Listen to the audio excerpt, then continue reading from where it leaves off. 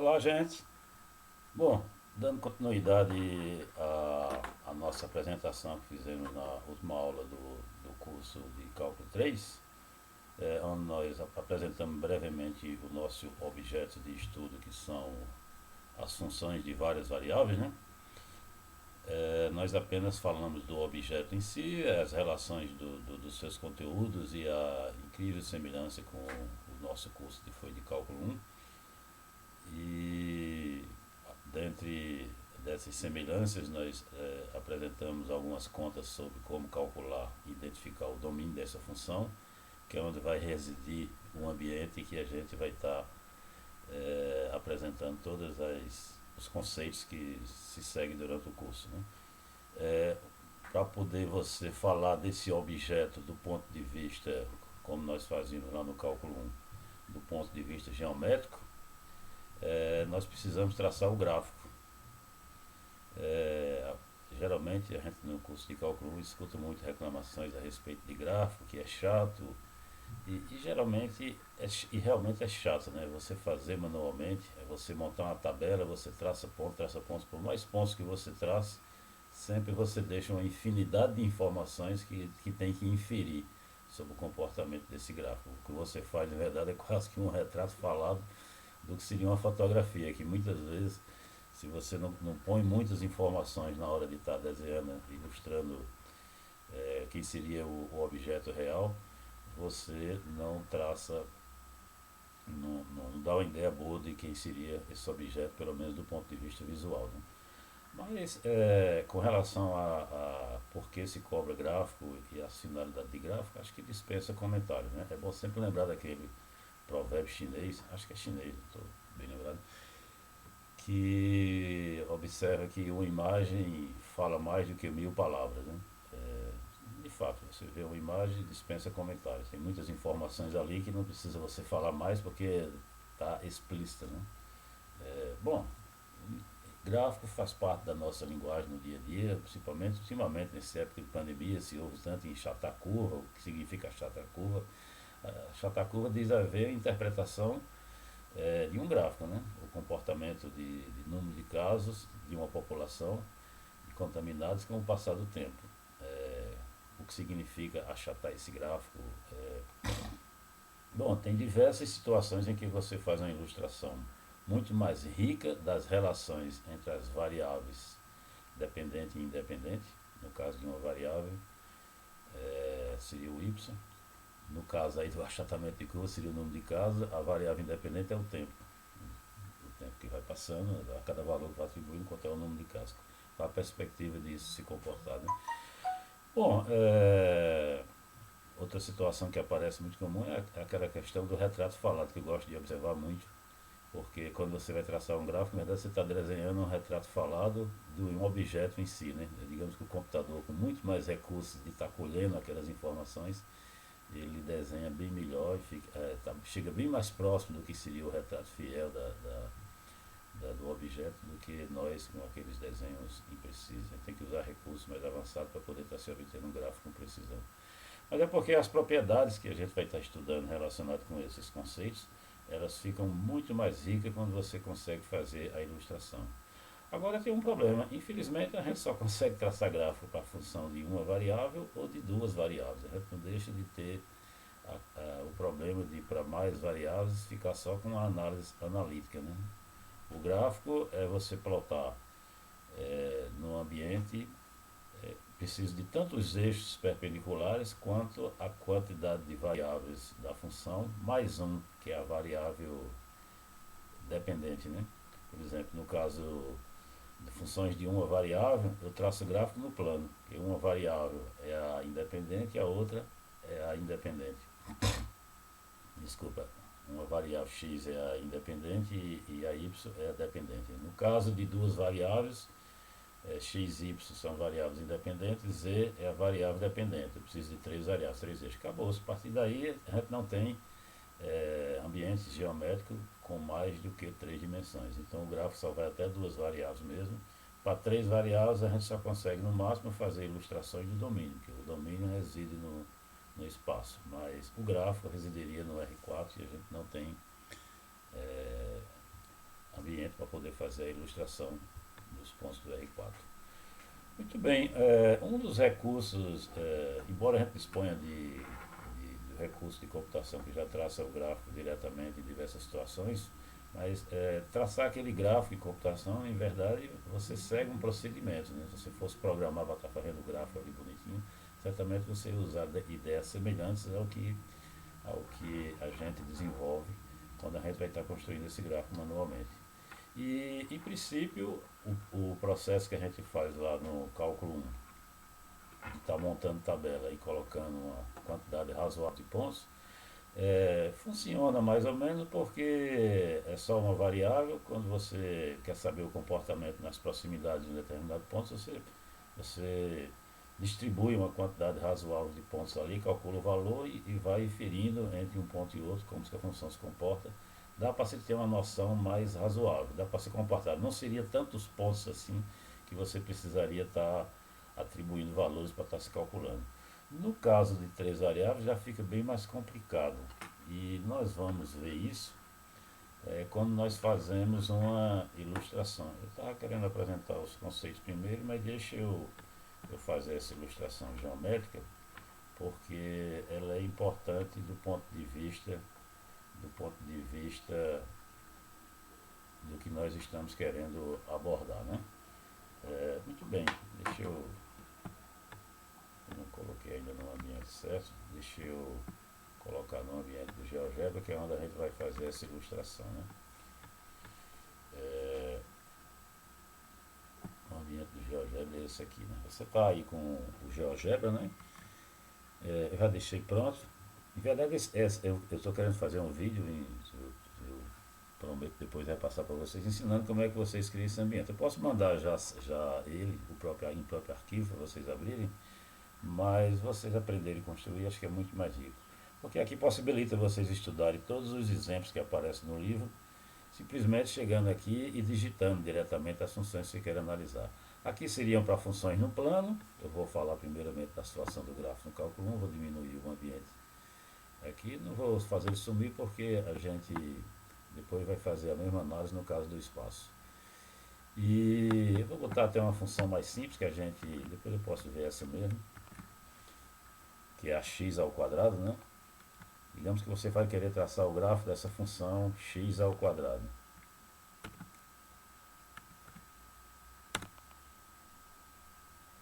Bom, uma das formas que você faz é estar apresentando pontos. Eu coloquei na faixa de uns 10 pontos aqui, variando entre, eu não sei se foi de -3 a +3, qualquer coisa eu amplio mais.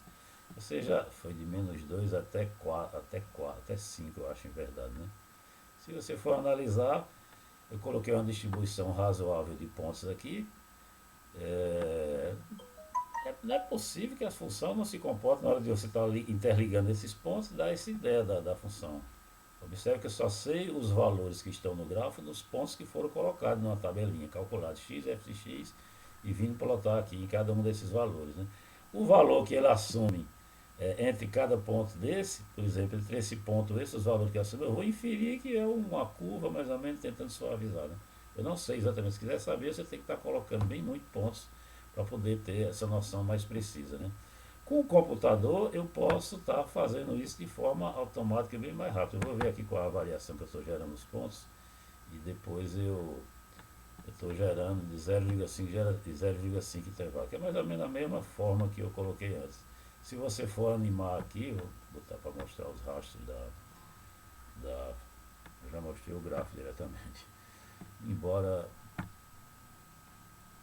se você for fazer aqui diretamente, você vai ver que, deixa eu botar isso mais para lá, uma figurinha mais para cá, né? Ele está pulando de 1 em 1, né? De 1 em 1, 0,5, 0,5. É mais ou menos os pontos que você estaria colocando lá, né?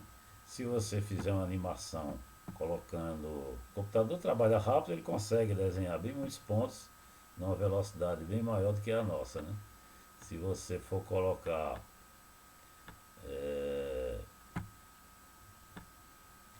cadê a variação?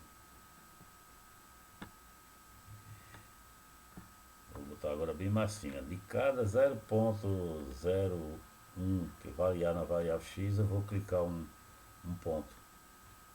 Tá, faltou um aqui, né? Eu vou clicar um ponto. Se você fizer a animação agora, deixa eu tirar isso aqui só para poder ficar mais... Não tirou, né?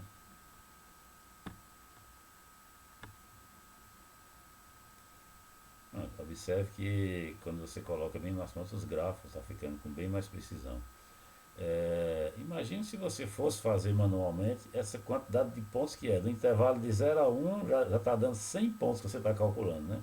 É impraticável. Né? O computador é que auxilia bastante a dar mais precisão no comportamento. A gente já fica mais grosseiro que a gente trabalha com uma quantidade mais limitada. Mas a precisão que ele está dando, está garantindo, é só entre esse intervalo de -2 a 5 que eu escolhi. Né? Claro que o computador trabalha mais rápido, eu posso escolher intervalos bem maiores. Em qualquer proximidade que quer analisar o comportamento em torno de um determinado ponto dado, você consegue ter com uma boa precisão. Em verdade, o que o computador faz é mais ou menos um processo desse, que ele fazendo ponto a ponto, só que ele coloca tantos pontos em uma proximidade tão grande. O computador não está trabalhando com infinitos pontos. Lembra que a memória do computador é limitada. E quando a gente traça o gráfico, dá a ideia de que é infinito. Mas se você fizesse uma lupa bem grande, você ia perceber de que tem distância entre um ponto e outro, microscópico, mas tem. Né? Aí você pode até aumentar aqui pela lupa do programa, para ver se você encontra essa distância de um outro. O problema é que quando você vai aumentando aqui, o computador vai refazendo os cálculos para poder você não ver essa distância. Ele coloca mais pontos a parte que ele está mostrando, ele está reexibindo a figura com a amostragem agora apenas na parte localizada. Quando você amplia, você nunca vai ver, né? Porque o computador está sempre refazendo as contas de uma forma que fica imperceptível a olho nu. Mas o computador não está trabalhando com infinitos pontos, ele está trabalhando com bastante pontos e chega a te dar uma ilustração melhor. Né?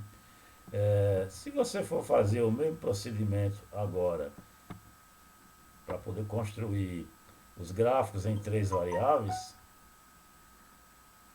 eu vou considerar. Sim, eu tinha falado antes de estar construindo a situação da função que estava antes, que é uma função com comportamento já um pouco diferenciado. Se você for mostrar, aqui está mostrando apenas 10 pontos, né? Essa quantidade de pontos que eu mostrei aqui no intervalo de -2 até 4, 5, acho que é 5, né? Que é o gráfico dessa função. Você consegue fazer o desenho agora, uma função um pouquinho mais complicada, já ficou difícil você inferir. Talvez ele venha por aqui, não sei de onde. Tem que ver onde é que está o ponto no -2. Deve estar ou muito para cima ou muito para baixo. Se vier para baixo, talvez venha assim, gire, passa por aqui. O 5 tem que ver se está muito para baixo ou muito para cima. Muitas vezes você nem consegue alcançar o valor na parte que você está querendo exibir. Né? Fazendo aquela coisa do rastro, você já vai ver que fica bem melhor para poder. Que o computador trabalha rápido na amostragem dos gráficos. Né? Aí você está usando recursos de computação para construir um gráfico naquelas proximidades. Agora sim, a gente está vendo o comportamento direitinho, como acontece. De fato, ele tende a estar crescendo indefinidamente. Se ele volta ou não, eu não sei. Teria que fazer o valor da variável independente, que eu estou atribuindo aqui como sendo C, percorrer para valores maiores do que o limite máximo que eu coloquei, que foi 5. Mas ele, de fato, vai lá para baixo. Né? Esse é o procedimento de construir por tabelinha. Estou botando apenas tabela criada pelo computador, automaticamente. Se você fosse mostrar o gráfico diretamente, você já tinha. O computador faz diretamente esse gráfico. Ali apenas a ideia de usar os procedimentos que a gente usava no cálculo 1. Vindo agora para a questão do espaço, como que. Eu vou botar uma função um pouquinho diferente, embora essa seja possível também. Uma função que a gente trabalha muito, acho que é lá está indo até 5 fator exibido. Eu vou botar uma função que tem esse comportamento aqui, né? 5 menos x ao quadrado. Pode ser qualquer função, né? Menos y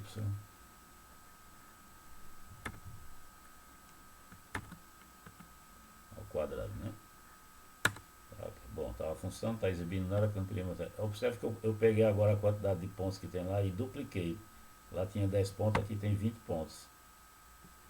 E aí, usando essa quantidade de pontos que nós colocamos, vocês conseguem inferir que figura é essa?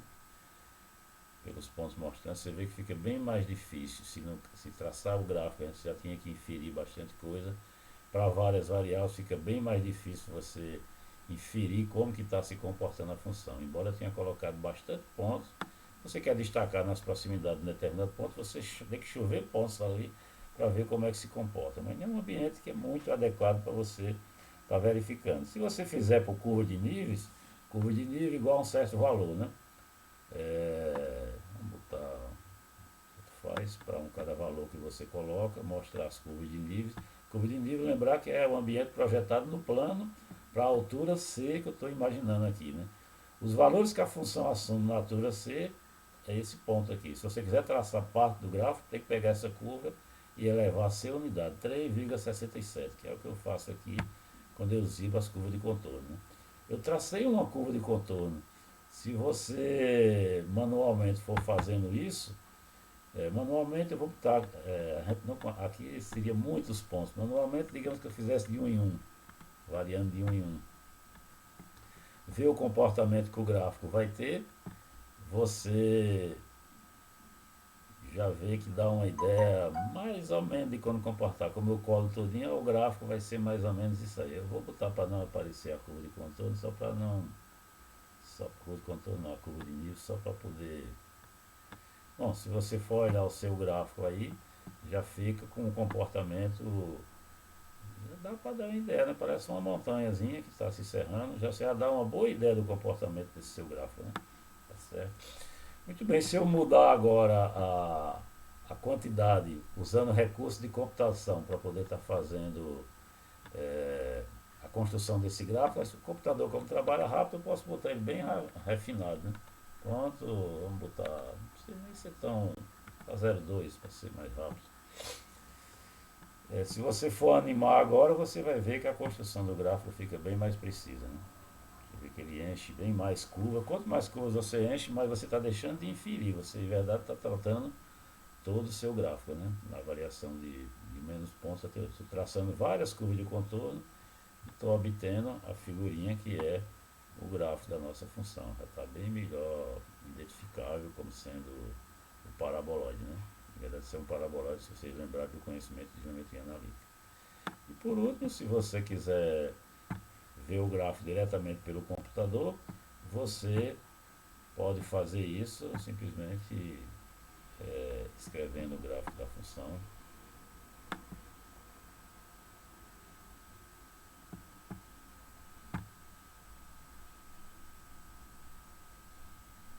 Você vê que coincide de fato com o que a gente fez, né? O que a gente estava fazendo, se você for verificar novamente, mostrando a curva de contorno e está plotando, as curvas de contorno vai fazer a varredura em cima do gráfico. O que ele está fazendo é colando curva a curva para poder estar identificando todos os pontos que cobrem a tua superfície. Bom, essa é a ideia de você fazer o gráfico através de curvas de níveis, né? Porque atribuir pontos em uma tabela não é prático. Curvas, principalmente se há curvas que você estiver traçando forem curvas identificáveis pelo que você aprendeu lá em geometria analítica, foram curvas fáceis de identificar, você em verdade não está desenhando pontos no gráfico, está desenhando curva, que chama uma quantidade infinita. Cada nível desse é uma curva, tem uma infinidade de pontos, depois você vai colar essas curvas. Muito bem, essa é uma abordagem que eu estava querendo fazer para justificar a importância de se estar utilizando gráficos, né, para poder estar mostrando, exibindo a fotografia do seu objeto e na prática você faz uma montagem desses gráficos através das curvas de nível. Mas vamos falar teoricamente e mais precisamente do que é esse assunto, curva de nível, né? A gente apenas está ilustrando ali a situação, vamos falar rapidinho, que é parte do objeto da nossa seção inicial do livro, né, que trata do objeto que a gente vai estar estudando e como representá-lo geometricamente. Observe que eu não apresentei nenhum conceito por enquanto. Bom, curva de níveis. Qual o objetivo de se estudar a curva de níveis? É facilitar as construções de gráfico em duas variáveis. Para três variáveis, o semelhante que você define é superfície de níveis, mas não auxilia em nada em termos da construção do gráfico, porque seria um gráfico em 4 dimensões. Considera uma função em 2 variáveis. Como que eu ploto esse gráfico? O gráfico, analiticamente falando, eu já observei para vocês, é o conjunto de todas as ternas numéricas, o gráfico de uma função de 2 variáveis reside no espaço.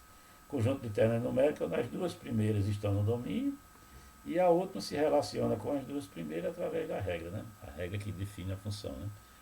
O domínio, como a gente tem observado, é uma continha sempre que fica implícita para você estar analisando, consiste dos valores de pares ordenados, de números x e y, para os quais, quando você aplica a regra, você não tem problema na hora de verificar que aquilo te dá um número. Né? Um número único, né? Para ser função, a cada elemento no domínio tem que existir um único no contradomínio, não pode ser mais do que um.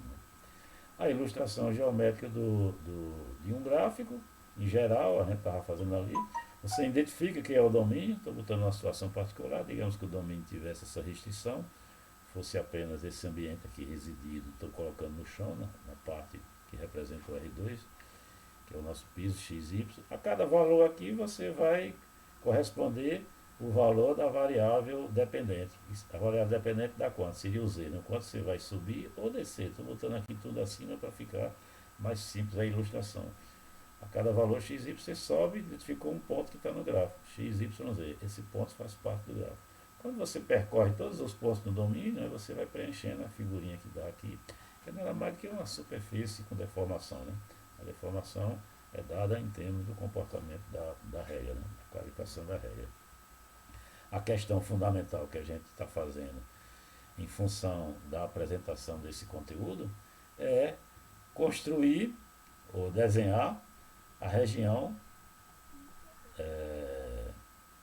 definida analiticamente por essa expressão. Você representar todos os pontos no ambiente do espaço representado pelo sistema de eixo. Como é que você faz isso? Aí estou apenas destacando minha foto, minha imagem ali também atrapalhando um pouco. A solução por tabela, a gente já viu que é extremamente impraticável, porque a quantidade de pontos que você precisaria estar plotando para poder ter uma noção é muito grande.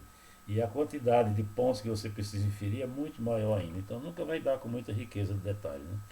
A gente lembrando a opção que a gente tinha no cálculo 1, a gente montava uma tabelinha, variável independente, variável dependente, saía mutando os pares ordenados, aqui está o ponto x0 e y0 primeiro, você montou o ponto x1, y1, montou x2 e y2, você vai montando uma coletânea de pontos, muitas vezes nas proximidades de valores onde você quer identificar o gráfico ali, aí você vai colar de um ponto para outro tentando inferir. Estou imaginando que ele foi um comportamento de curva, eu não sei, talvez se você calculasse a derivada e visse se é positivo ou negativo, você iria saber se ele vem por aqui ou vem por cá. São informações que você pode estar utilizando na hora de construir o gráfico. Mas sempre tem aquela coisa de você estar inferindo. Né? O gráfico em uma variável, só recordando, são pares ordenados, só tem 2 variáveis, onde a variável independente se relaciona com a variável dependente via a regra, né? X percorrendo os pontos do domínio. Aqui estou apenas observando que a solução por tabela para construir esse gráfico, ela não é recomendável. Né? A ideia de curvas de nível é você projetar um determinado nível que pertence ao gráfico lá no domínio. Né? Esses são os pontos que satisfaz. Né? Curva de nível, por definição, ela só existe quando você está com um nível que está contido na imagem. Se o nível não estiver pertencente na imagem, não existe ninguém lá no domínio que assuma aquele valor. Né? Porque do contrário, se assumisse, o ponto seria na imagem, né? Se existe alguém no domínio que assume o valor C, C está na imagem. C é igual a F de alguma coisa, né? Então, quando ele está na imagem, esse conjunto está diferente de vazio. E a definição dele é o conjunto dos valores que estão no domínio ao qual, quando você vai calcular a função, ele atinge o nível dado, né? Mas observe que ele reside no plano, no plano XY, né? Onde está contido o domínio, né? A curva de contorno, por sua vez, é você pegar todos esses pontos, o valor da função vai no nível C. Pegar todos esses pontos e aumentar C na última coordenada. Né? Para todos esses pontos na curva de nível, o valor da variável Z é C. Né? Então fica XYC, isso é o que dá a curva de contorno. Bom, para simplificar a expressão, quando você vai caracterizar uma curva de nível, que a rigor é esse conjunto, né? Mas a curva de nível, como é caracterizada meramente por uma equação, isso aqui é apenas um bordão. Sempre que você vai falar de curva de nível, vai aparecer essa contextualização aqui. Então é comum a gente apenas escrever curva de nível pelo que o caracteriza, que é a equação, né? O valor da função igual a c. Ok? Muito bem, vamos ver aqui apenas argumentando que se você tivesse com a função em quatro variáveis, o análogo de curva de nível, o que a gente define lá, é a superfície de nível. Né? De modo análogo, sempre que C estiver na imagem, você define isso aqui agora vai ser uma superfície. Depois eu justifico porque é uma superfície. Você vai pegar todos os elementos que estão no domínio da função de quatro variáveis que assumem aquele valor. Isso aqui você pode representar no espaço. O livro mesmo, no capítulo inicial, ele ilustra algumas situações que você pode estar representando. De verdade, tem até alguns exercícios para você estar identificando. Mas você vai identificar só regiões do espaço que satisfazem um determinado nível. Do ponto de vista para traçar gráfico, não tem utilidade nenhuma, porque você não consegue traçar o gráfico em quatro dimensões. Ok? A notação simplificada de modo análogo, você faz a superfície de nível C, superfície que você tem em três variáveis. Seria a equação, o valor da função igual a C. Aqui apenas estou justificando porque é que de fato a gente chama a superfície de dar uma superfície. Se você for imaginar essa equação, você pode definir uma função z como função de x e y, atribui valores a x e y lá no domínio. Aí quem é o z? O z vai ser o ponto no domínio ao que verifica a equação. Ele tem que ser único.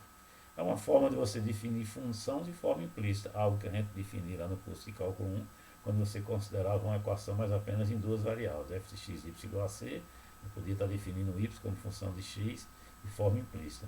Aqui eu estou definindo agora a minha z como função de x, y de forma implícita.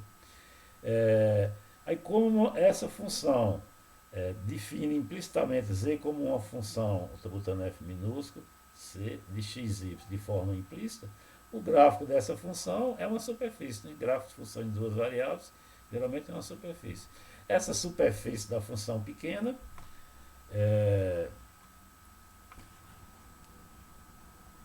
vou botar uma luzinha só para ajustar o papel.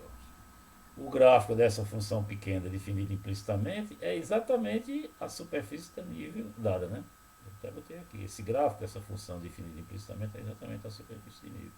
O gráfico de função de duas variáveis é superfície, por isso que a gente define como sendo superfície. Apenas argumentando o porquê de ser superfície. Agora, claro, fazer isso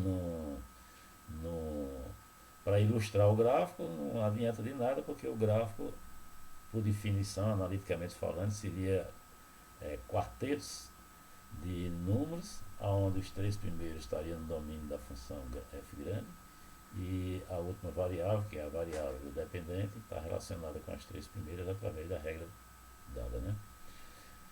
Não é possível representar essas curvas, as superfícies de nível. A gente não consegue representar o gráfico, mas consegue representar as superfícies de nível desde que elas estão no domínio e o domínio está contido no espaço, algo que eu tenho enfaticamente colocado. Portanto, essas superfícies são apenas objetos, os análogos das curvas de níveis que a gente observa. Né? Você pode, em alguns contextos, precisar estar fazendo a abordagem, a ilustração dela, mas do ponto de vista de traça gráfica ela não faz sentido. Muito bem. Com isso a gente encerra a nossa abordagem sobre curva de níveis, né? Acho que já falamos até demais. E eu gostaria de apresentar agora uma parte extremamente importante no linguajar que a gente vai estar utilizando no transcorrer do curso, que é o que estende as noções de intervalo aberto, intervalo semiaberto, intervalo fechado, fechado à direita, fechado à esquerda, para o caso de regiões do plano ou do espaço. Não adianta querer falar desse mesmo contexto para regiões, para funções de mais do que três variáveis, porque a gente não tem ambiente geométrico para estar falando nesse contexto, embora possa ser definido de modo análogo. Se você lembrar, na reta a gente O domínio da função estava residindo na reta, né? Digamos que aqui fosse a reta, representada pelo eixo x. Os ambientes que a gente considerava geralmente eram intervalos. Quando era aberto, a gente colocava uma bolinha. Quando o ponto da extremidade, a gente tratava de intervalo da forma AB, né? A gente fala nessa linguagem que o ponto A não pertence e o ponto B pertence, aí fechava lá, né? Quando o intervalo é para ser fechado, você colocava uma bolinha aqui e ficava assim, né? Quando o intervalo era aberto nos dois pontos, apenas os pontos do meio que faria parte, aí você representava isso aqui, isso. Representava dessa forma aqui, o intervalo que vai de A até B, ou outra forma de representar também é botando o colchete invertido, né? Essa notação aqui é apenas para não confundir com a notação de pau ordenado, fica mais razoável. Muito bem, lá não tinha muitas situações diversas para poder você estar tratando, né? Aqui no caso, eu vou falar do plano e à medida que eu for falando do plano eu abordo como é que fica a situação no espaço. Sim, essa parte a gente fala por uma questão de que tem alguns resultados que na hora de enunciar precisa que certas propriedades topológicas sejam satisfeitas, né? As noções topológicas de ambientes, do espaço, do plano, ou no contexto mais abstrato, você pode falar de diversas formas, né, em espaço topológico, onde satisfaz algumas propriedades. Isso na verdade é parte de um curso. Tem um curso chamado Topologia em Matemática, naturalmente em topografia também deve ter curso com conteúdo semelhante, mas abrange muito mais conceitos do que a gente está falando aqui. Mas a gente está apenas fazendo uma breve resumo daqueles que são mais usuais e cujas propriedades, em um certo contexto, são importantes na hora de demonstrar os resultados, né? Pois muito bem. Embora eu já tenha de alguma forma nas aulas práticas utilizado isso, mas vamos formalizar melhor essa abordagem, né? Ela é breve e, repito, ela apenas ilustra só conceitos. Conceitos, conceitos e conceitos.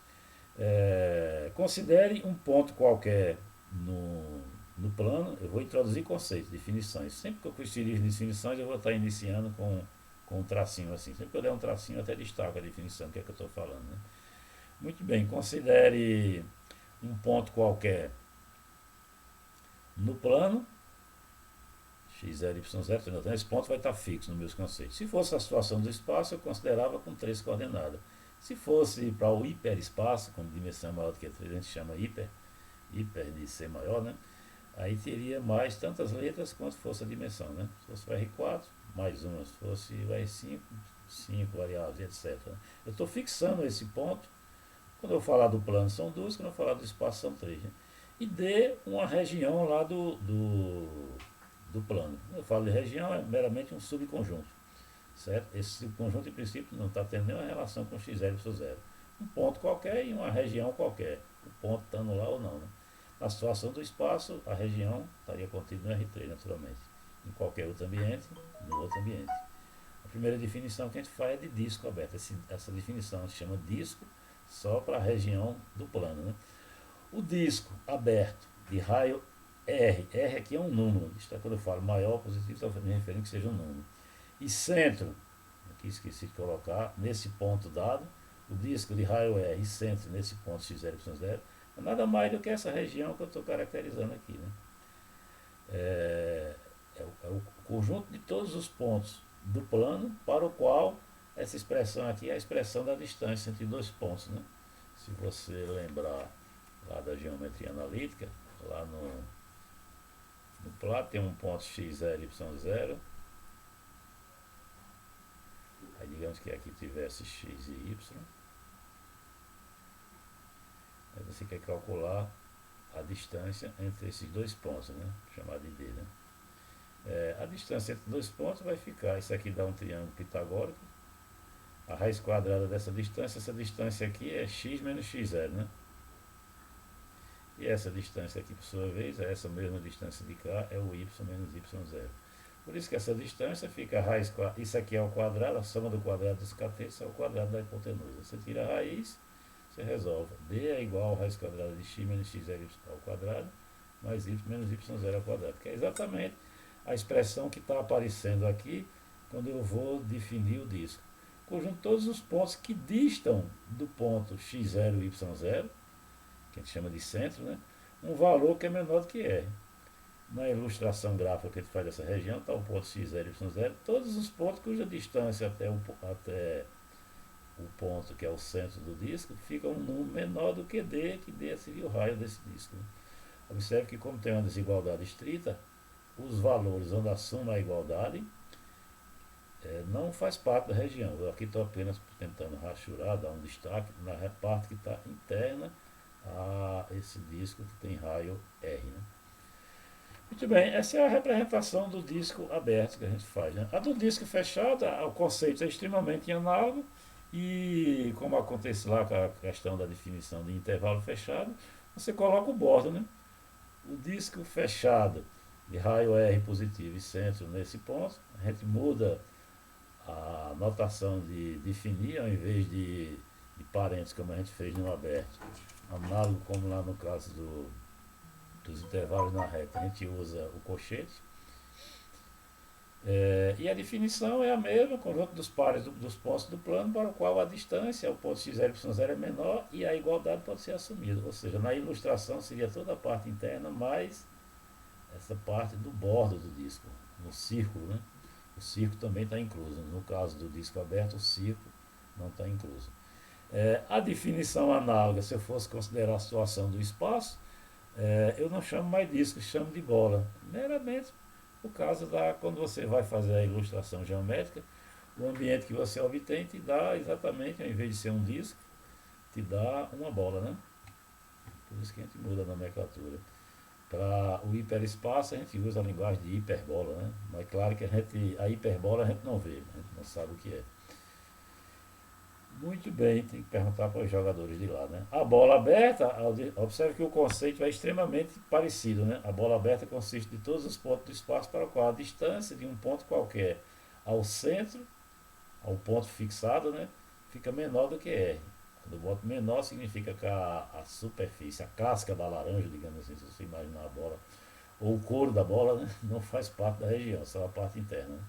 E a bola fechada, de modo análogo, é quando você coloca essa casca fazendo parte.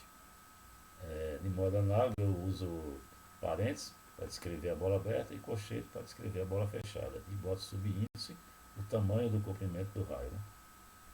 A interpretação geométrica na bola aberta, o desenho até fica mais difícil, que eu tenho que colocar em negrito a parte interna e destacar que a casca não está. Né? Como é que você escreve lá assim a casca? Talvez só mudando a cor. Né?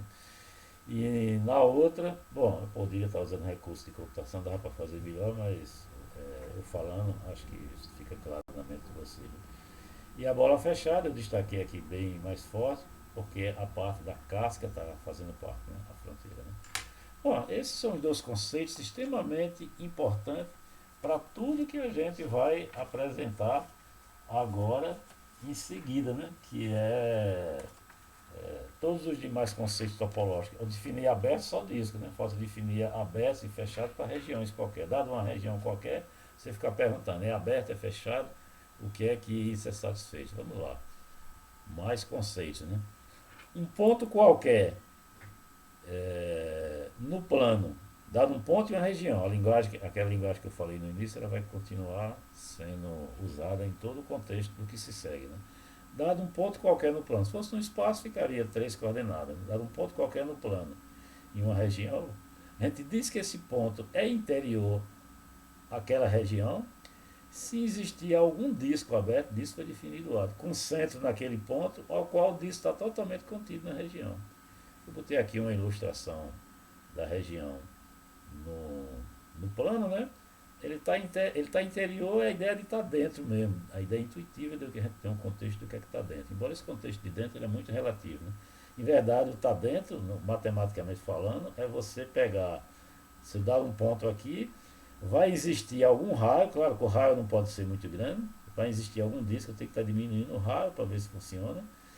Ao qual, para aquele raio pequenininho, o disco aberto, sem a fronteira tá, ele vai estar totalmente contido no D, que é maior. Né? Esse ponto é dito ponto interior. Né? Certo? Naturalmente, se você pegasse um disco e tirasse um ponto pequenininho daquele ponto, não iria mais ser ponto interior, embora ele estivesse dentro da região. Se você pega a tua região, o teu domínio, é toda a região e você tirou um ponto. Aquele ponto nem no domínio está mais. Como é que ele vai ser interior do domínio? Interior tem que estar no domínio, né? Embora ele está dentro dessa fronteira, né? Mas ele não estaria no domínio, então ele não é ponto interior, usando o conceito. Porque todo disco que eu colocasse centrado nele, o disco não iria estar contido na região, porque o próprio centro não estaria contido, né? Por isso que eu digo, essa ideia de estar dentro, tem determinadas situações que você foge um pouco a ideia intuitiva, né? Mas matematicamente falando, existir um disco que esteja totalmente contido.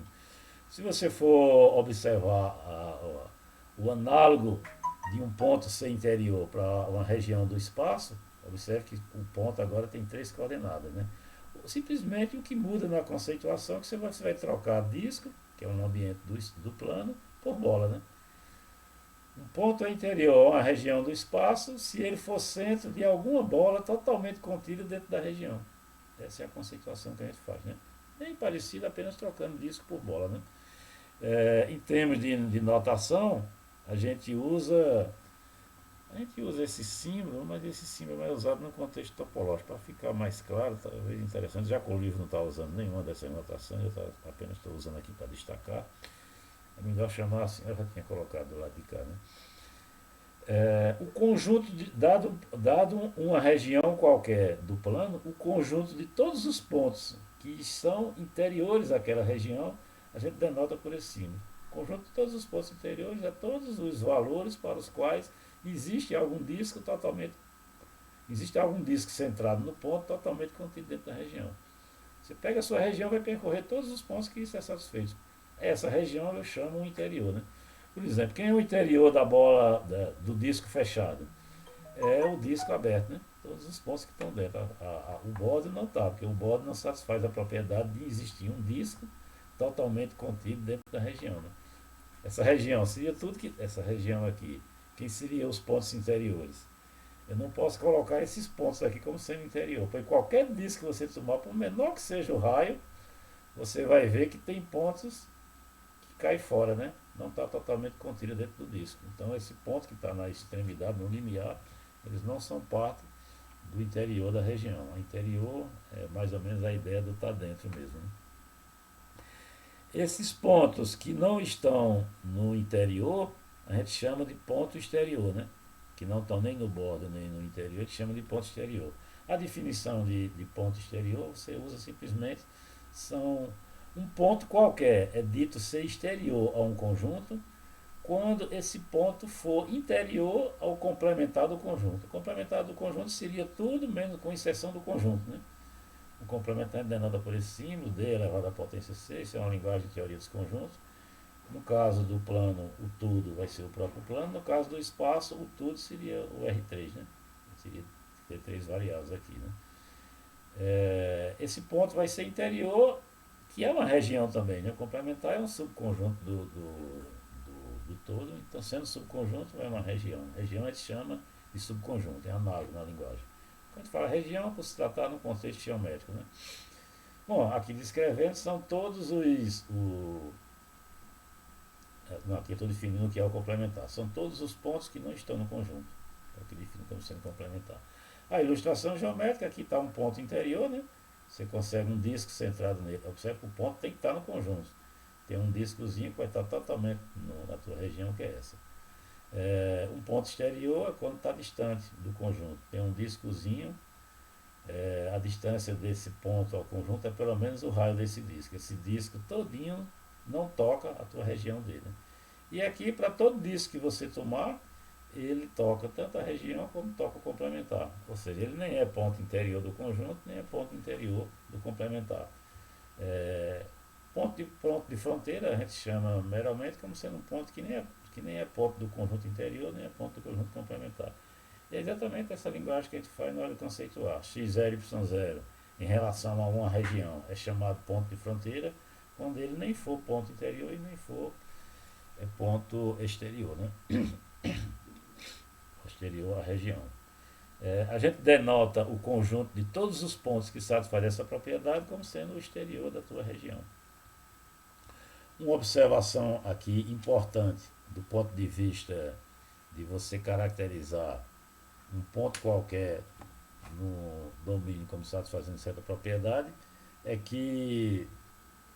Nossa, deixa eu botar um negócio aqui para deixar mais fixo, deixa assim mesmo, porque a minha mão não está atrapalhando o visual, né? Deixa eu. Bom, o próximo que eu estava botando sumiu. Espero que agora esteja dando para ver, né? Dado um ponto qualquer no plano. Na situação de espaço, a ideia é análoga, né?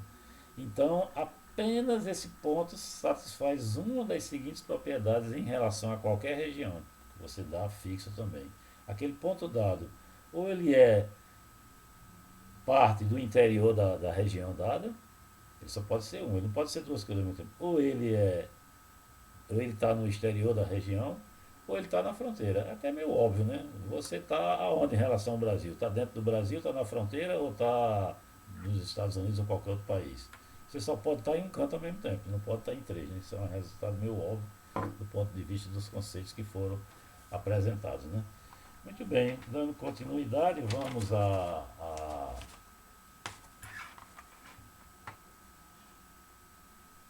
outros conceitos, né? Outros conceitos que precisam daqueles conceitos que foram estabelecidos anteriormente. Dado uma região qualquer no plano, quando é que eu digo que um C subconjunto, ou região, tanto faz, é uma região aberta, ou é um subconjunto aberto?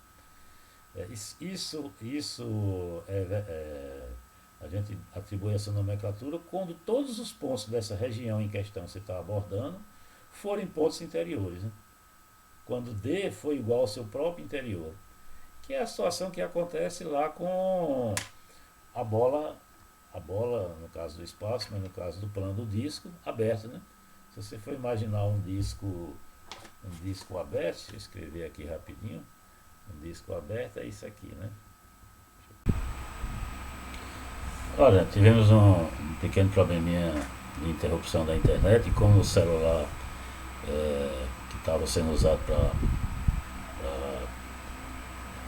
ilustrar a nossa folhinha de papel, né? Ela transmite, embora eu esteja filmando localmente, mas como ele transmite pela rede interna, a internet quando cai, acho que a imagem trava, né? Eu aproveitar essa interrupção porque eu lembrei que eu acabei esquecendo quando eu estava falando das curvas de nível como motivador para você traçar os gráficos das nossas funções. Se você observar, o gráfico se parece com a superfície de um relevo, de uma região, né? A motivação vem mais de topografia, quando você quer fazer um mapa que ilustre como que é o relevo da região que você está tentando fazer o esboço, e a motivação de traçar os gráficos via essas curvas de nível vem dessa motivação, né? Se você for imaginar, digamos que você quer traçar um mapa que ilustre a representação dessa sua região, né? Como é que você faz isso?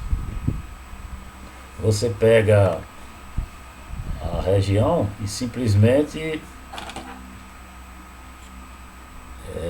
projeta no mapa as curvas relativas a cada altura, como se você estivesse passando um plano e cortando o relevo da tua região. Quais são os pontos que estão a uma mesma altura? Aqui é a altura da base, o mapa, aqui é a fotografia do mapa. Em rigor, estou pegando essa parte de cima e destacando para baixo.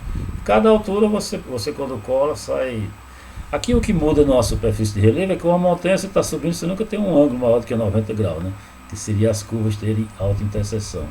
Em gráficos de curvas de nível, essas curvas geralmente não têm alta interseção, né? Mas no caso de gráfico de funções quaisquer, é possível ter as interseções porque a superfície pode se deformar num ângulo maior do que 90 graus. Em relevo, a situação é muito atípica, né? Não deve ocorrer. Claro que em determinadas circunstâncias, dependendo do ambiente que você descreve, isso acontece. Bom, foi apenas uma parte que nós acabamos se esquecendo de estar abordando a motivação para se estudar os gráficos através de curva de nível, né? Que é um bom recurso. Mas vamos retornar à nossa abordagem que nós tínhamos definido algumas premissas necessárias para estar generalizando a ideia de conjunto aberto. Nós falamos apenas de disco aberto, disco fechado. Nós estávamos introduzindo o conceito de subconjunto aberto. Quando é que o subconjunto é aberto? É simplesmente quando todos os seus pontos são interiores. Em outras palavras, se você pega um ponto, aqui essa parte não está sendo exibida, mas é para estar pontilhado. Ele não faz parte do conjunto, apenas o que seria dentro em questão. Quando você pega uma parte dentro você pode imaginar um disco de raio bem pequenininho, né? Esse disco com raio bem pequeno, ele vai estar totalmente contido dentro da tua região. Então todos os pontos que você imagina nessa região são pontos interiores, né? O ponto de fora, ele não vai estar na região, naturalmente. Você não precisa estar analisando. Nem tão pouco no bordo você não vai estar analisando. Só os pontos que estão aqui, né? Muito bem, essa é a ideia do conjunto ser aberto, todos os pontos serem interiores. Naturalmente, que o exemplo que eu estava colocando para abordar era justificar que o disco aberto de centro x0 e y0, foi essa anotação que nós usamos, que é a ilustração dele. Esse ponto aqui teria a coordenada x0 e y0, né? Esse é o disco aberto. Eu quero justificar que o disco aberto, ele é aberto nesse contexto que nós acabamos de definir, né?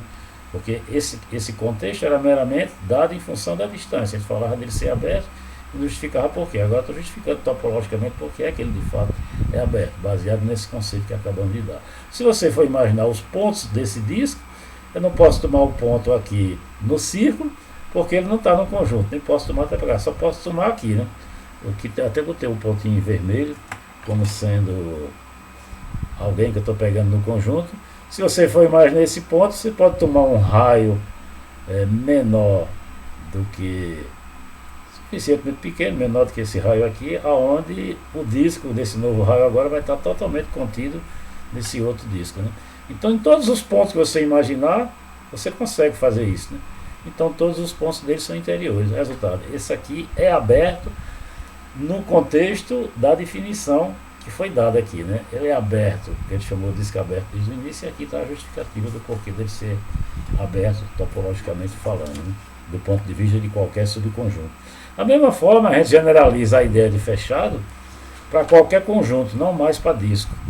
Um conjunto qualquer, ele é dito fechado quando ele conter toda a fronteira, que era o caso daquele disco fechado que nós consideramos. O que é que nós fizemos na hora de definir o disco fechado? Pegamos o disco aberto e colocamos os pontos do bordo nele, né? Ele ficou fechado porque nós incluímos os pontos que estão encostados no conjunto, todos eles, né? Colocamos fazendo parte do conjunto. Duas observações aqui importantes, do ponto de vista de... Isso aqui é uma observação que eu faço que facilita bastante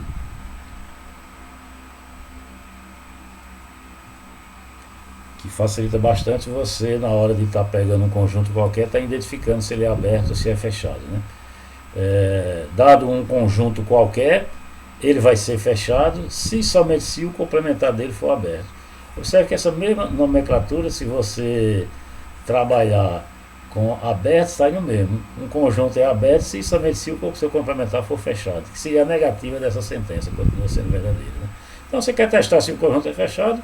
Uma forma de você ver isso é trabalhar com o complementar. Se o complementar tiver todos os seus pontos interiores, ele é fechado, né? Uma forma de ver isso.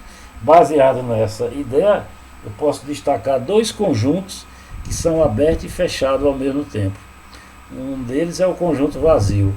O conjunto vazio é aberto. Por que o conjunto vazio é aberto? Esse raciocínio que a gente produz para poder dizer que ele é aberto é o que a gente chama de raciocinar por vacuidade, né? Ele é aberto porque, para ele não ser aberto, você teria que ter um ponto que não é centro de nenhum disco contido nele. Para poder você produzir o argumento e justificar que ele não é aberto, tem que exibir um ponto que não é um ponto interior. Eu não posso construir esse argumento porque o conjunto é vazio. Eu não posso pegar nenhum ponto para poder estar justificando que a negativa. Por que ele é aberto?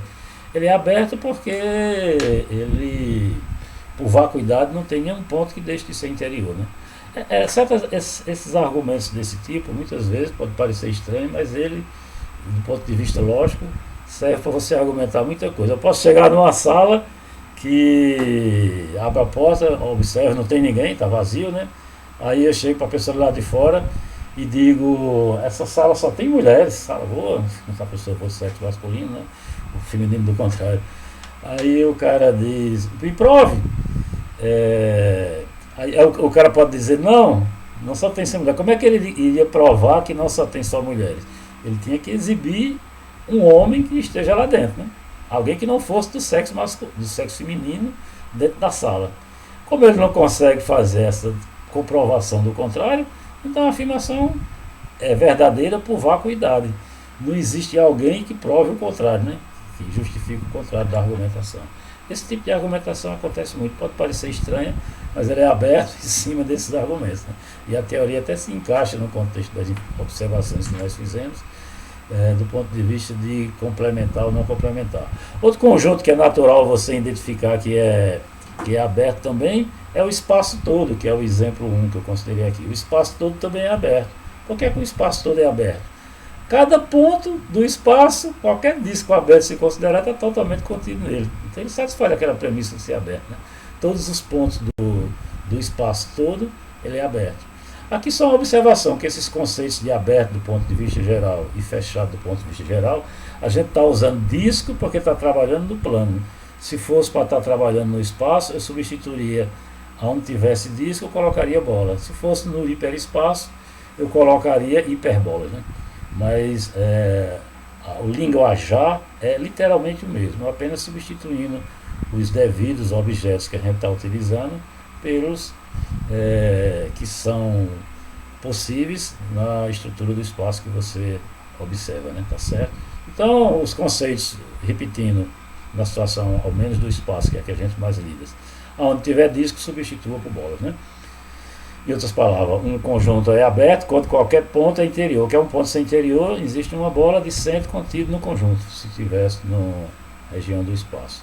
Pois muito bem, de modo análogo, no R3 ele seria aberto e o vazio também é aberto por vacuidade, né? Observe que como eles são abertos, o complementar dele também é fechado, né? Que é o complementar do todo. O todo não tem ninguém fora dele, né? O complementar é vazio, né? Como ele já é aberto, o vazio vai ser fechado, né? Você poderia produzir também o argumento que o vazio é fechado por vacuidade, você produzir, né? O todo também é fechado, tem esse argumento. Outra forma de você arguir é quem é a fronteira do todo. O todo não tem ponto de fronteira, né? O todo já é todo, e todo ponto é interior. O conjunto de fronteira é vazio, né? Se o conjunto de fronteira é vazio, a gente viu lá em teoria de conjunto que o vazio está contido em qualquer conjunto. Então o vazio está contido no todo. Ele é fechado porque ele contém a fronteira, contém o vazio. Outra forma de você estar arguindo, né? Para falar a verdade, essa é uma situação única que acontece no plano ou no espaço. Topologia do ponto de vista geral, abstrato, existe outros conjuntos que satisfazem isso, né? Depende do contexto que você trabalha. Mas no espaço ou no plano todo, quando o seu conjunto total, espaço topológico for o plano ou o espaço, esses são os únicos subconjuntos que acontecem de serem simultaneamente abertos e fechados. Então uma forma de você às vezes argumentar com um conjunto é fechado e não é aberto, ele não ser o todo, nem um vazio, você conclui por acaso que ele é fechado, ele não pode ser aberto simultaneamente porque só existe dois, né? Senão seria um a mais, né? Muito bem, continuando com os nossos exemplos, a gente tem que o disco aberto é aberto, eu já argumentei, e o disco fechado é fechado. Porque é que o disco aberto é aberto, todos os seus pontos são interiores. Outra forma, acho que eu não cheguei a observar aqui, talvez eu observe mais na frente, de você identificar que o conjunto aberto, todos os seus pontos são interiores, é mostrar que ele não contém. Bom, qualquer conjunto naturalmente não contém o exterior dele. O exterior dele são pontos que estão distantes dele, então não vai conter, né? Mas os pontos de fronteira poderia conter ou não. Ele só vai ser aberto se ele não contiver. Estou falando do disco aqui, mas as palavras, eu estou apontando para o disco, mas minhas palavras servem para qualquer região, né? O que eu estou observando serve para qualquer região. Uma região qualquer do plano, desde o início, uma região qualquer do plano, se quiser a palavra, ela é aberta quando não tiver nenhum ponto de fronteira. Se ele tiver algum ponto de fronteira, o ponto de fronteira não é ponto interior, então ele deixaria de ser aberto, né? Os pontos exteriores já não fazem parte. Então você calculando a fronteira já é suficiente para identificar se um conjunto é aberto ou fechado. Para ele ser aberto, ele não pode ter nenhum ponto de fronteira, e para ser fechado tem que ter toda a fronteira, né? Observe que um argumento semelhante acontece lá com os intervalos da reta, né? O conjunto é aberto quando não contém, o intervalo é aberto quando não contém nenhuma dos pontos de extremidade, que é a fronteira no caso da reta, né? E é fechado quando contém toda a fronteira, contém os dois pontos da extremidade, né? Muito bem, essa última observação era falando sobre o conjunto ser aberto ou ser fechado. E mais um conceito que a gente tem para tratar das nomenclaturas que aparecem em relação aos domínios de funções. Esse D durante todo o curso vai ser nada mais a região que identifica o domínio das funções que a gente vai estar trabalhando. Esses conceitos a gente vai estar usando em cima disso. Um conjunto D qualquer é dito limitado quando ele está dentro de algum disco. Esse disco pode ser fechado ou aberto, mas você pode botar uma cerca em torno dele. Essa cerca da forma de disco, ao qual ele está totalmente contido lá, né? A ideia intuitiva dele ser limitado é quando você não consegue, dentro do próprio conjunto, ficar cada vez mais distante ou da origem ou de qualquer ponto do conjunto, né? Você se distanciar indefinidamente dentro do conjunto de algum ponto dele, né? Exemplos é o que não falta. Por exemplo, o primeiro quadrante de uma região do plano, né? O primeiro quadrante é uma região do plano, né? Você pode ir para infinito, por exemplo, na reta y igual a x, ou dentro do conjunto você pode se tornar cada vez mais distante da origem, né? Então essa região não seria limitada. Ser limitada é quando, se você for imaginar a região desenhada, essa situação aqui, por exemplo, é uma região limitada. Você imaginando que está olhando de cima, você consegue ver toda a região, né? Ou seja, se você está dentro da região e quer fugir para qualquer canto, tem uma hora que você bate na cerca, né? Você não consegue distanciar efetivamente. Bom, são conceitos bem intuitivos, né? Principalmente a de limitado. Quando ela não for limitada, outra linguagem que a gente usa também para dizer que não é limitada é dizer que ela é ilimitada, né? E por último, para terminar nossos conceitos mais usuais que a gente atribui aos domínios de funções do ponto de vista topológico, é a noção de ser compacto, né? Tem alguns resultados que só funcionam quando o domínio da função é compacto. Por exemplo, um resultado lá do cálculo 1, quando a gente vai resolver questões de calcular valores ótimos de uma função, valores ótimos são o maior valor possível ou o menor valor possível que a função assume dentro do domínio. Se esse domínio for fechado, a gente vê em cálculo 1 e a função for contínua, esse valor máximo e mínimo sempre existe. Ou seja, se você for tentar resolver problemas de otimização, você sabe que tem solução naquele caso. Você não vai procurar solução em um ambiente que não existe, né? Aqui o análogo se traduz para a função ser contínua em um domínio compacto. O que é ser compacto é duas das propriedades que já foram dadas anteriormente. Ele é compacto quando for simultaneamente limitado e fechado ao mesmo tempo, né? Um subconjunto ou região, que tem o contexto de significar a mesma coisa, ele é compacto quando for fechado e limitado. Bom, apenas isso, e com isso a gente encerra nossa abordagem das questões topológicas relacionadas com conjuntos, né? Eu vou apenas, para poder não ficar muito teórica, abordar um exemplo que de uma certa forma pratica um pouco a questão de identificar o domínio e qualificar os atributos topológicos que essa região satisfaz, né? Muito bem, digamos que eu esteja com... Desculpa, aqui já fui para a representação gráfica. Eu tenho que ir para outro ponto, né? É aqui onde eu apresento o meu exemplo. Digamos que você está com... Vamos considerar esse exemplo aqui. Eu considerei até a função que caracteriza por duas fronteiras distintas, né? Duas regiões distintas. Digamos que a função seja dada por essa expressão. A expressão é a raiz quadrada de y menos x vezes o logaritmo de x2 mais y menos 4.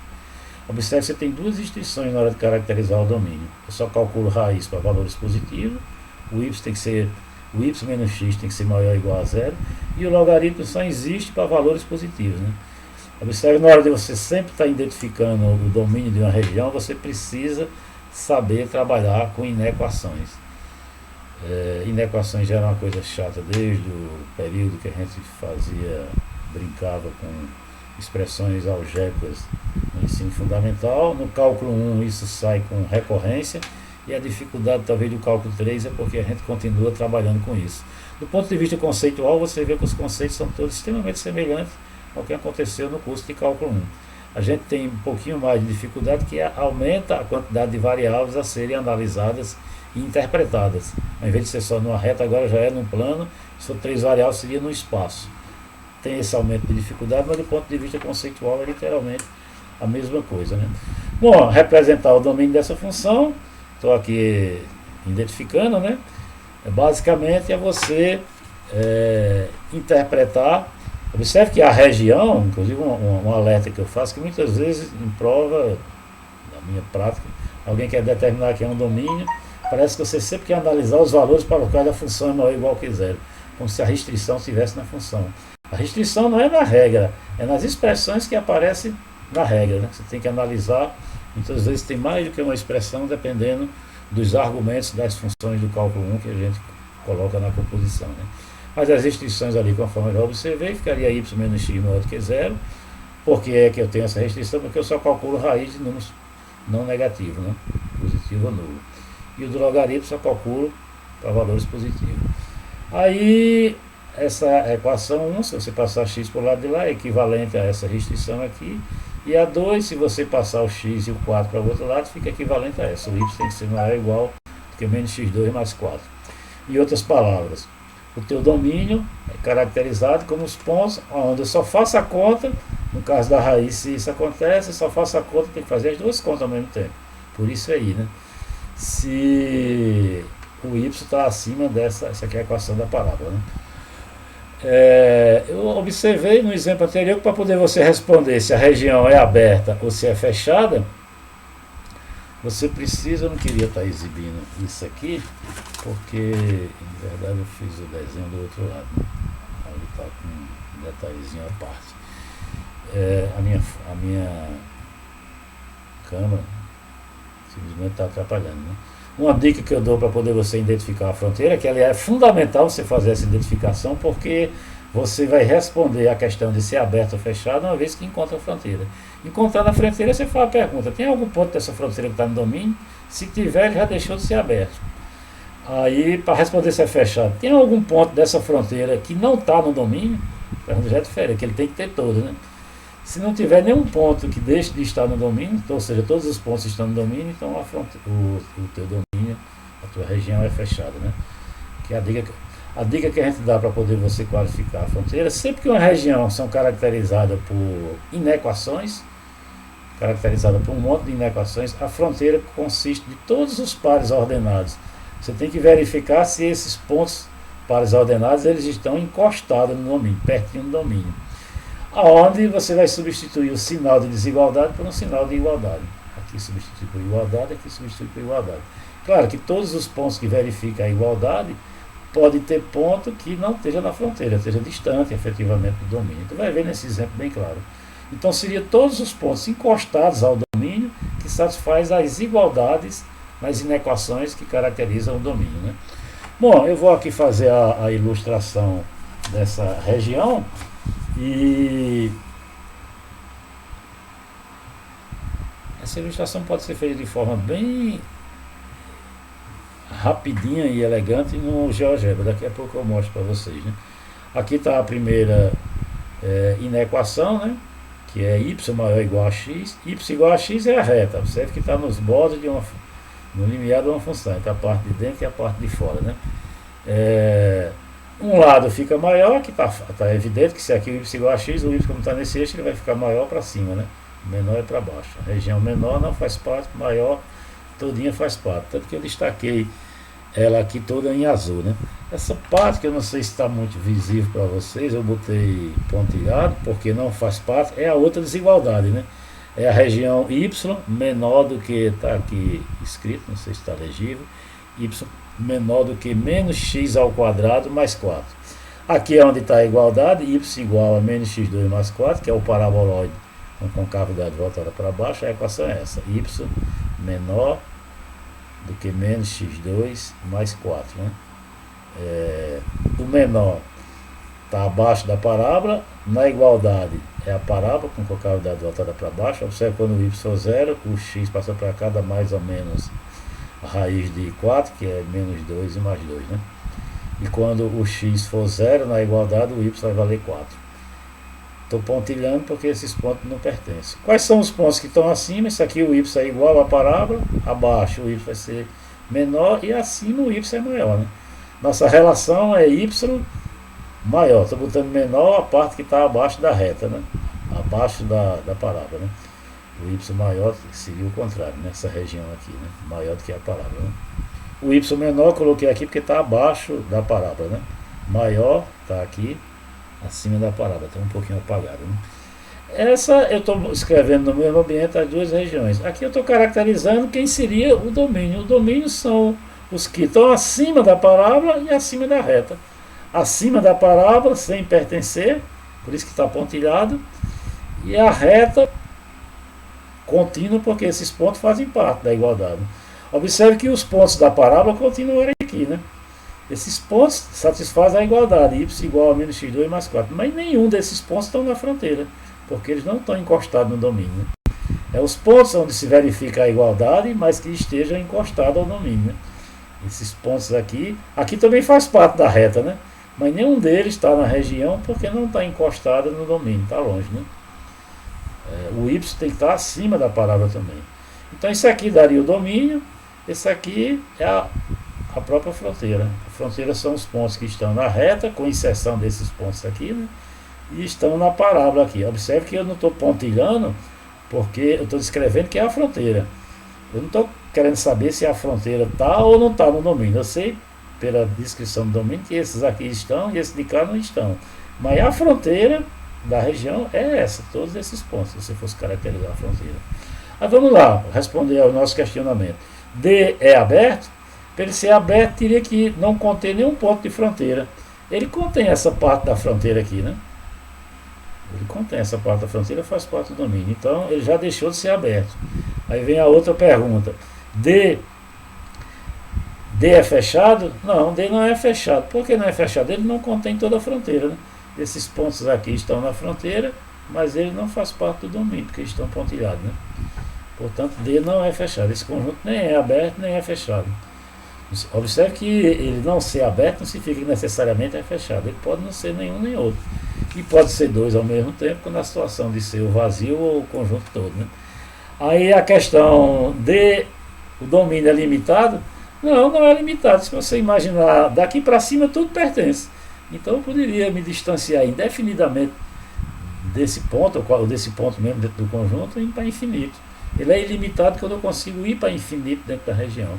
E essa região, nessa direção aqui, por exemplo, não tem nenhuma cerca que barre.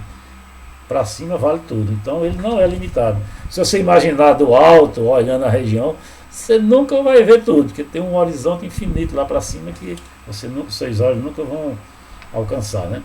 Portanto, nossa região não é limitada, né? Que é equivalentemente dizer que é ilimitada. Né? Em outras palavras, não está contendo nenhum disco. E por último, o questionamento se ele é compacto ou não. Ele, para ser compacto, teria que ser fechado e limitado. Ele não chega a ser nenhuma das duas coisas. Bastava que ele não fosse uma delas, que ele não seria compacto. Né? Ele não é fechado e nem tampouco limitado. Então, esse não é compacto mesmo. Né? Aquele resultado que a gente falou do cálculo 1, que a gente vai falar lá na frente, no caso, não valeria nesse contexto. Bom, esse foi o exercício que eu já passei para vocês por WhatsApp. Eu volto a enfatizar a importância de vocês estarem praticando ele. E para encerrar, eu gostaria de fazer uma abordagem na resolução desse último problema, como você pode estar praticando, já que são bastantes exercícios, de forma rápida, fazendo uso do GeoGebra, né? Já que o GeoGebra é um recurso que a gente pretende estar utilizando bastante nesse curso como ferramenta complementar, né? E eu estou tentando chegar no GeoGebra aqui, parece que o rapaz travou. Bom,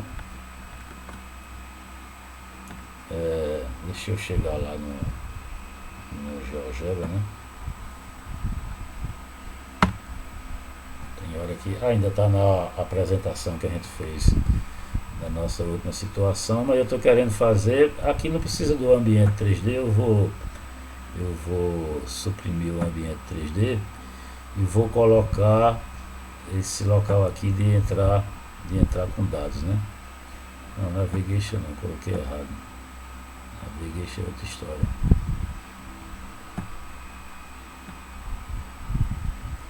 Vamos botar o ambiente, quando eu vi que eu clico ele some. Vamos botar o ambiente de aula, pelo ambiente de aula é possível também, a gente está vendo e escrevendo. Eu vou botar um ambiente que exibia as entradas, né? Eu estou clicando, quando clica ele não vem. Vamos botar esse ambiente bem para cá, para poder ficar bem visível a nossa região, né? Vou colocar mais para cá, para poder ficar... Nosso negócio está lento. Bom, eu quero identificar que é um domínio daquela função que eu escrevi no início. Lembrando que a função é raiz de y menos x, né? Vezes logaritmo de x2 mais y menos 4. A gente verificou que o domínio dessa função, eu vou escrever aqui D maiúsculo, underline, aí eu boto F, só para sair na linguagem.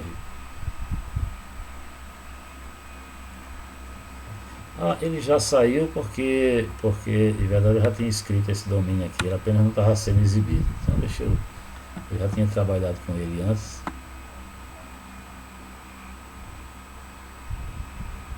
Onde é que está essa região? O negócio está aqui. Eu já tinha escrito e botei para não exibir porque eu estava apresentando outra coisa. Eu não lembrava que eu já tinha escrito. Bom, agora desapareceu. Desculpa, eu não queria demorar nessa parte. Não está aqui, né? Está aqui a expressão do domínio.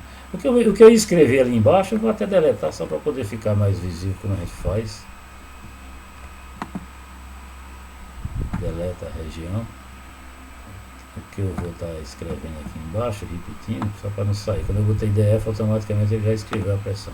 Aqui estou botando DF, mas você pode botar só D, ou pode botar qualquer letra, só para identificar que é o domínio da função em questão, né? 2 pontos, você pode botar 2 pontos ou igual, tanto faz, né? Agora eu vou escrever uma das equações, que é x maior ou igual, você bota do lado o igual, automaticamente ele já faz isso. X maior ou igual, aliás é y maior ou igual a x, né? Y maior ou igual que x. E a outra opção é uma letrinha que significa o i lógico em linguagem de escrever equações, que é esse símbolo aqui. Aliás, é o símbolo de escrever, procurando o símbolo, é esse aqui. Isso aqui é o i lógico, isso aqui é o o. Satisfazer uma condição ou outra, você bota o i escrevendo isso, né? Eu usei o teclado especial porque não tem, na nossa teclado não aparece isso. Aqui tem um tecladozinho, você clica e aparece lá. Agora eu vou botar outra equação. O y maior do que menos x ao quadrado, né? X cangaia 2, né? Escreveu. Eu aqui digitei lá que não saiu. H2 mais 4, né? Era essa a nossa equação, né? A mesma região você escreve muito mais rápido as restrições aqui do que está fazendo aquelas contas, né? Bom, tá aqui a nossa regiãozinha bonitinha. A rigor, essa região aqui, parte dessa reta, você tem que interpretar que ele não faz parte do domínio. Que aqui o y não é maior do que menos x2 menos y2. Aqui seria para ele não estar escrevendo, né?